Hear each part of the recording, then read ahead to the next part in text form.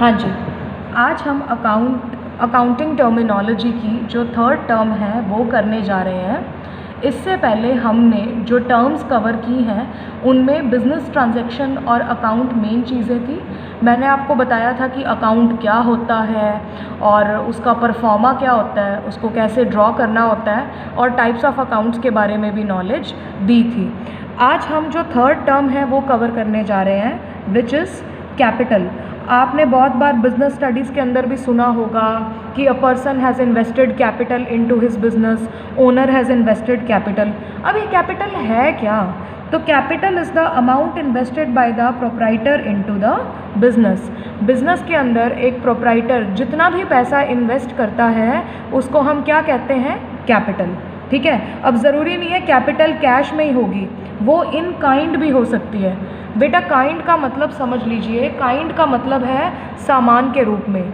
अब ज़रूरी नहीं है एक ओनर जो बिजनेसमैन है वो सिर्फ पैसा ही लगाए बिजनेस के अंदर, अगर वो सामान भी खरीद के लाता है तो वो उसका खुद का है ना, तो इसीलिए वो भी कैपिटल के अंदर आ जाएगा।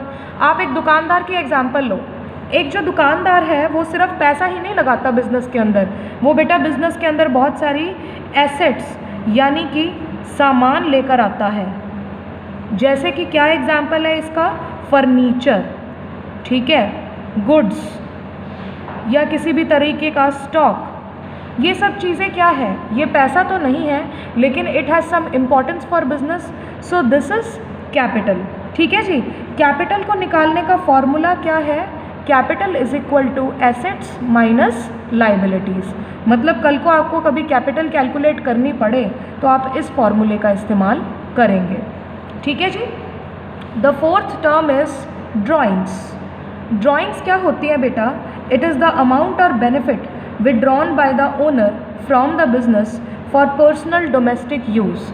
अब देखो बेटा, एक बात जो आपको हमेशा याद रखनी है वो ये है कि जो अकाउंट्स है ना बेटा, अकाउंट्स इस बात पे ज़रूर फोकस करता है कि बिज़नेस और बिजनेसमैन दोनों अलग अलग चीज़ें हैं। ठीक है, मान लो मैं हूँ, मैंने एक दुकान स्टार्ट की है, तो ज़रूरी नहीं है कि वो दुकान में जो भी सामान पड़ा है उस पर ऑल इन ऑल मेरा हक हो गया और उस बात को अकाउंट्स में रिकॉर्ड भी ना किया जाए। नहीं जी, जो अकाउंट्स बिज़नेस और बिज़नेस ट्रांजैक्शन है या बिजनेसमैन है उसको अलग अलग ट्रीट करता है। ठीक है, तो जब भी कोई बिजनेसमैन बिजनेस में से पैसा या कोई भी चीज़ निकालेगा तो बेटा उसको बाकायदा रिकॉर्ड किया जाएगा अकाउंट्स में, क्योंकि अकाउंट्स किसी का सगा नहीं होता। ठीक है जी। सो द अमाउंट और benefit which is taken out by the owner of the business from the business is for domestic. Domestic का मतलब है यहाँ पे personal use, is known as drawings. ठीक है जी, तो इसको हम ड्राइंग्स बोलेंगे। ये कैश की फॉर्म में हो सकता है, हर बिजनेसमैन अपने बिजनेस से पैसा निकालने का हक रखता है। ठीक है, या फिर ये गुड्स हो सकता है या फिर ये एसेट्स हो सकती है, तीनों ही चीज़ें हो सकती हैं। Any personal payment out of business asset is also called drawing. ठीक है, अगर आप कोई पर्सनल पेमेंट भी करते हैं बिज़नेस का पैसा या बिज़नेस की एसेट्स को यूज़ करके तो वो भी ड्राइंग होती है। एक छोटी सी एग्जांपल आपको बताना चाहूँगी यहाँ पे, please study the example carefully. Sukhmani started business with cash 50,000 and own furniture 10,000। तो बेटा मुझे ये बताना, ये 50 प्लस 10,000 क्या होगी? ये हमारी कैपिटल है या फिर ये सुखमनी की कैपिटल है, क्योंकि उसने अपने बिजनेस में ये चीज़ें इन्वेस्ट की है। 50,000 कैश इन्वेस्ट किया है और 10,000 का फर्नीचर लेकर आई है वो। ठीक है, after some time she withdrew 3,000 from business for her personal use. उसको घर का कोई पर्सनल काम था तो उसे 3,000 रुपये चाहिए थे, उसने क्या किया? बिज़नेस से ही निकाल लिया। तो अब आपको क्या लगता है वो जब चाहे उसका मन करेगा बिज़नेस से निकाल लेगी पैसा? नहीं, ये जो ट्रांजैक्शन है ये अपनी मनमर्जी से नहीं हो सकती, इसको प्रॉपरली बाकायदा रिकॉर्ड करना पड़ता है अकाउंट्स के अंदर। तो ये जो अमाउंट है ये क्या है? ड्राइंग्स। ठीक है जी।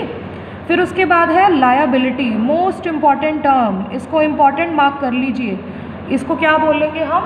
लायबिलिटी। लायबिलिटी क्या होता है? It refers to the amount owing by one person to another payable in money, goods और सर्विस। ठीक है, मैं आपको सिंपल देसी भाषा में बताऊंगी। लायबिलिटी का क्या मतलब है बेटा, ये वो पैसा है या सामान है या वो चीज़ है जो हमने दूसरों की वापस करनी है, देनी है, ठीक है। अगर देखो लायबिलिटी तो हर किसी की होती है, बिजनेस की भी होती है। जब एक बिजनेस ने किसी दूसरे पर्सन या बिजनेस का पैसा वापस चुकाना है जो प्रीवियसली कभी लिया था, तो उसको हम क्या बोलेंगे, लायबिलिटी, ठीक है जी। लायबिलिटी का मतलब एक और मैं आपको एक बहुत सिंपल एग्जांपल से बता देती हूँ। जैसे मान लो मैं हूँ, ठीक है, मैंने मिस्टर ए से 10,000 रुपीज़ लिए थे जब मुझे ज़रूरत थी, ठीक है, मेरे पास पैसे नहीं थे। मैंने उनसे बोला कि एक बार मुझे 10,000 रुपये उधार पे चाहिए। तो बेटा मैंने उनसे पैसे ले तो लिए, लेकिन अब मुझे वापस तो करने पड़ेंगे ना। अब बिना वापस किए तो काम नहीं चलने वाला, ठीक है जी। तो फिर ये मेरी क्या बन जाती है, 10,000, ये मेरी लायबिलिटी बन गई। अब जब तक मैं उसको वापस नहीं करूँगी ना, ये मेरी लायबिलिटी बनी रहेगी। जिस दिन मैंने ये 10,000 रुपये मिस्टर ए को वापस कर दिए, उस दिन वो मेरी लायबिलिटी नहीं रहेगी, ठीक है जी। लायबिलिटीज़ को निकालने का भी एक फॉर्मूला होता है, liabilities is equal to assets minus capital, ठीक है जी। अब हम करते हैं टाइप्स ऑफ लायबिलिटीज़। देखो बेटा लायबिलिटीज़ भी काफ़ी तरीके की होती हैं। Clearly focus on this thing, types of liability. ये एक चार्ट है जिसके अंदर इसकी मेजर टाइप्स दिखाई गई हैं। बेटा जो लायबिलिटीज़ हैं वो दो तरह की होती हैं, एक तो एक्सटर्नल लायबिलिटीज़ और एक इंटरनल लायबिलिटीज़, ठीक है जी। एक्सटर्नल लायबिलिटीज़ बेटा दो मेन पार्ट्स में डिवाइडेड हैं, current liabilities and non current liabilities, ठीक है। मैं इन सब का मतलब आपको बताऊंगी, लेकिन फ़िलहाल आपको सबसे पहले ये समझना है कि इसका पर्पस क्या है, हम किस तरीके से कर रहे हैं, ये किस चीज़ का पार्ट है, ठीक है। एक्सटर्नल लायबिलिटीज़ बेटा 2 नहीं 3 तरह की होती हैं, नॉन करंट, करंट और कंटिंजेंट लायबिलिटीज़, ठीक है जी। तो सबसे पहले मैं आपको ये जो 2 डिविजन्स हैं इनकी क्लैरिटी करूँगी, ठीक है जी। ये क्या है, सबसे पहले external liability and internal liability. हाँ जी, एक्सटर्नल लायबिलिटी बेटा क्या होती है, यहाँ पे पढ़ना शुरू करेंगे। The amount owed by the business enterprise to the outsiders are called external liabilities such as bank loan, creditors and rent payable etcetera. मैंने आपको बताया था कि लायबिलिटी क्या होता है, जब हम किसी का पैसा उधार ले लेते हैं, पैसा नहीं कोई सामान भी हो सकता है, जब हमने किसी से पैसा या सामान उधार लिया हो तो वो हमारी लायबिलिटी बन जाती है। जब हमने उधार किसी आउटसाइड पार्टी से लिया है तो वो एक्सटर्नल लायबिलिटीज़ हैं। जब हमने कहीं अंदर से ही बिज़नेस के अंदर जो लोग हैं, जो मेंबर्स हैं, उनसे ही उधार लिया है तो वो हमारी इंटरनल लायबिलिटीज़ होती हैं। एक्सटर्नल लायबिलिटीज़ का एग्जांपल जैसे यहाँ पर है, बैंक लोन हो गया, क्रेडिटर हो गया। अब बेटा ये लोग जो होते हैं ना, ये बिज़नेस के बाहर के लोग हैं, बैंक बिज़नेस का हिस्सा थोड़े ही है, ये तो बिज़नेस से बाहर की चीज़ है। तो जब आप इनसे पैसा उठाते हो तो इसको आप बोलते हैं एक्सटर्नल लायबिलिटीज़, ठीक है जी। इसकी दूसरी टाइप है internal liabilities. In accounting businessman and business enterprise are treated as separate entities. The amount owed by the business enterprise to the owners are called internal liabilities such as capital and profits. बेटा मैं again इस बात पे stress दे रही हूँ, business और businessman अलग अलग चीज़ें हैं, ठीक है। आपको ये सोचना है कि वो कैसे अलग अलग हैं। देखो बेटा अकाउंट्स जो है वो किसी का सगा नहीं होता, जो ओनर है ना बिज़नेस का वो उसका भी सगा नहीं है, ठीक है। इसलिए आपको ये याद रखना है कि एक बिज़नेस है, अगर वो अपने ओनर से ही लोन ले लेता है तो ये भी बिज़नेस के ऊपर एक बोझ है, एक लायबिलिटी है, उसको भी अपने ओनर को किसी ना किसी रूप में वो पैसा वापस करना पड़ेगा, ठीक है जी। तो ऐसी लायबिलिटी को हम क्या बोल देते हैं, इंटरनल लायबिलिटी। बिजनेस जितना भी कैपिटल और प्रॉफिट्स रन करता है वो असल में है किसका, उस पर आखिरी हक किसका है, उस पर आखिरी हक तो बिजनेसमैन का ही है ना।